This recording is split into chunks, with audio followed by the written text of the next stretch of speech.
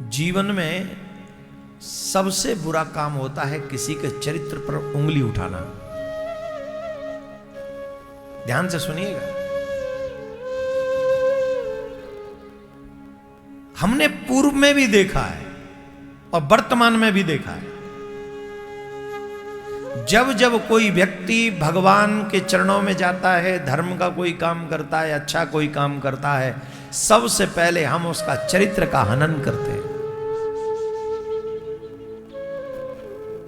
अभी भी वर्तमान युग में भी चाहे बॉलीवुड ही सही, ऐसी फिल्में बना के खड़ी करता है जो संत सनातन सबके अगेंस्ट में होते हैं। चरित्र हनन होता है, और चरित्र हनन संतों का ही होता है, भक्तों का ही होता है, धर्माचार्यों का ही होता है। अरे ये दुर्भाग्य है हमारे देश का, किसी भी देश में उस विशेष धर्म को मानने वाले लोगों के धर्माचार्यों को कभी अरेस्ट नहीं किया गया। ये तुम्हारा दुर्भाग्य है हिंदुओं, तुम्हारी कमजोरी है हिंदुओं, और मैं तो कहूंगा तुम्हारी निद्रा है हिंदुओं कि तुम्हारे रहते हुए बहुसंख्यक हिंदू समाज के होते हुए सनातनियों के शंकराचार्य को कारागार में बंद किया गया था, अरेस्ट किया गया था। शंकराचार्य को किया गया था कि नहीं, भूल गए होंगे।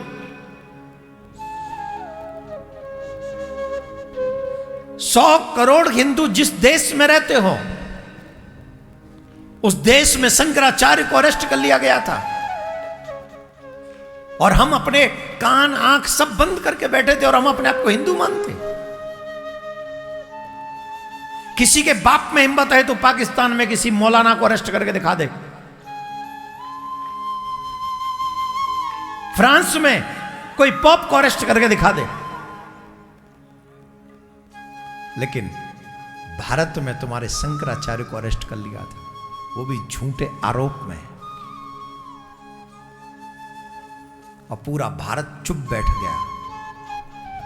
ठीक वैसे ही जैसे अभी तिरुपति बालाजी के मंदिर में प्रसाद में मिलावट हुई और हम चुप बैठ गए, किसी ने कुछ नहीं किया। काय की भक्ति है, काय का तुम्हारा हिंदुत्व है, चल झूठा है तू। तुम अपने शंकराचार्य के साथ खड़े नहीं हो सकते, तुम अपने भगवान के साथ खड़े नहीं हो सकते, तुम खड़े किसके साथ होगे? किसके साथ? स्वार्थी, मतलबी, सेल्फिश। अगर तुम बने रहे, न तुम बचोगे, न तुम्हारा धर्म, न तुम्हारा देश।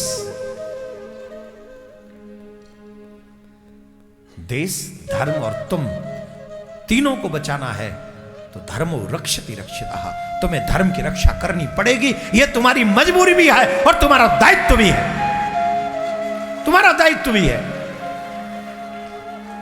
अभी भगवान को कल की अवतार लेने में टाइम है, 4थे चरण में आएंगे, पहला चरण चल रहा है कलयुग का। तो इन 2-3 चरणों में कौन रक्षा करेगा तुम्हारे सनातन की? तुम ही को करनी पड़ेगी। This is your responsibility. हाँ, जब जब कोई जीव धर्म के कोई काम की बात करता है ईमानदारी से, भक्तों को, मीराबाई को ले लो, मीराबाई पे चारित्रिक आरोप लगाने वाला कोई मुसलमान नहीं था, कोई क्रिश्चियन नहीं था,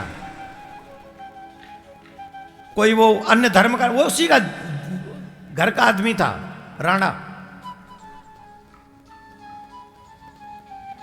रात्रि के समय दरवाजा खटखटाता, मीरा दरवाजा खोल। मीरा ने दरवाजा खोला, कहो राणा, रात्रि में शिविर में आने का, हमारे कक्ष में आने का मतलब क्या है? तो राणा ने कहा, तुम किससे बात कर रही थी? तुम किससे बात कर रही थी? बोले क्यों? बोले मैंने किसी नर की आवाज सुनी है, तुम किसी नर से बात कर रही थी। मीरा ने कहा, वो नर नहीं है, वो नारायण है। नहीं, वो नारायण नहीं, तुम किसी पुरुष से बात कर रही थी। ना रे राणा, ना, मैं पुरुष से बात नहीं कर रही थी, मैं तो पुरुषोत्तम से बात कर रही थी। तुम क्या मुझे पागल समझती हो? राणा ने कहा, राणा ने कहा मीरा तुम मुझे पागल समझती हो? बोले नहीं, पागल नहीं समझती हूं, बस अनभिज्ञ समझती हूं, लैक ऑफ नॉलेज है तुम्हें। क्या है? ज्ञान का अभाव। कैसे? बोले परख सकती नहीं रत्न को हर इंसान की आंखें, परख सकती नहीं रत्न को हर इंसान की आंखें, दिखाई गिरधर कैसे दे न हो जब तक प्रेम की आंखें।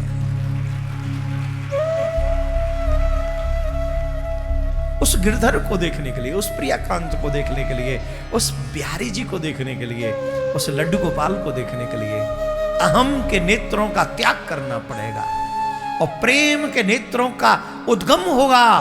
जिस दिन प्रेम के नेत्रों का उद्गम होगा उस दिन प्रियाकांत तेरे ही कक्ष में, तेरे ही घर में, तू जहां होगा वहां वो बंसी बजाता हुआ दृष्टिगोचर होगा।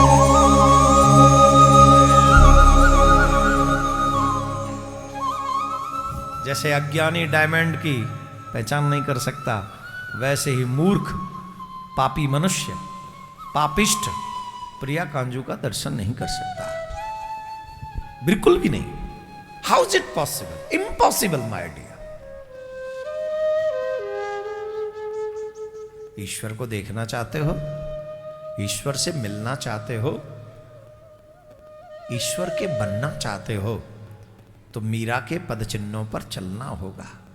वो चारित्रिक कलंक भी सहना होगा, वो अपने लोगों का तिरस्कार भी सहना होगा। अपने ही लोग थे जो मीरा से। अच्छा एक और बात है, जब आप धर्म के पद पे चलोगे तो सबसे बड़ी प्रॉब्लम अपनों को ही होगी। नोट कर लें इस पॉइंट को। गैरों को तो तुमसे लेना देना नहीं, तुम भक्ति करो, तुम काम करो, तुम ये करो, मत करो, भाड़ में पड़ जाओ, उन्हें क्या मतलब है तुमसे। लेकिन जिन्हें तुम अपना कहते हो वही सबसे प्रॉब्लम क्रिएट करेंगे जब तुम अच्छा काम करने जाओगे। बुरा करो या कुछ करो ही मत तो कोई लेना दे। अच्छा ना करो तो भी नहीं जीने देते चैन से। हम जैसे लोग जो थे, हम लोग कथा करते हैं, हालांकि हम तो, हमारा भगवान ने स्वभाव पहले से बनाया, धर्म के लिए बोलते रहते हैं और जो हमें जानते हैं उन्हें मालूम है। लेकिन तमाम सोशल मीडिया पे ऐसे लोग ये कथा वाचक लोग पोस्ट करते, पोस्ट वीडियो बनाते, कथा करते हैं, लाखों रुपए लेते हैं, लंबी लंबी गाड़ियों में चलते हैं, ये धर्म की रक्षा के लिए कुछ नहीं कर रहे, और जब करने लग जाएं तो बोली ये कथावाचक लोग कुछ बनना चाहते हैं, न करें तो खाना खाते हैं और करने लग जाएं तो कुछ बनना चाहते हैं। अरे दादा डिसाइड करके बता तो दो, करें कि न करें। हम आज छोड़ दे धर्म की आवाज उठाना, आज छोड़ दे हम सनातन बोर्ड की बात, आज छोड़ दे हम कृष्ण भूमि की बात, आज छोड़ दे हम लड्डू गोपाल जी के जामा मस्जिद की सीढ़ियों में से लाने की आवाज, आज छोड़ दे। पर कोई कसम खा के कहे, गद्दियों पर बैठे हुए लोग जिनके हाथ में पावर है, वो लोग जो करवा सकते हैं वो लोग, या कोई समाज का प्रतिष्ठित लोग ये कसम खा के कहे कि हम सनातन पर आंच नहीं आने देंगे, हम वचन देते, हम लिख के देते, हम आज बंद करते हैं। आज अभी कितनी बार कहूं यार एक ही बात, न पद चाहता हूं न प्रतिष्ठान चाहता हूं, मैं तो बस सुरक्षित हिंदुस्तान चाहता हूं। कितनी बार बोलना होगा ये, जब तुम्हें ये विश्वास हो जाए कि हाँ ठीक है। आप कोई कह तो दो कि हाँ कृष्ण भूमि बन जाएगी, कोई कह दे कि आप चिंता नहीं करिए, आज के बाद भगवान के प्रसाद में मिलावट नहीं होगी। कोई कहे कि जामा मस्जिद की ईंट से ईंट भिड़ा देंगे जब तक लड्डू गोपाल का पता न चल जाए कि वहां है कि नहीं, अगर है तो वापस लाएंगे। आप कहो तो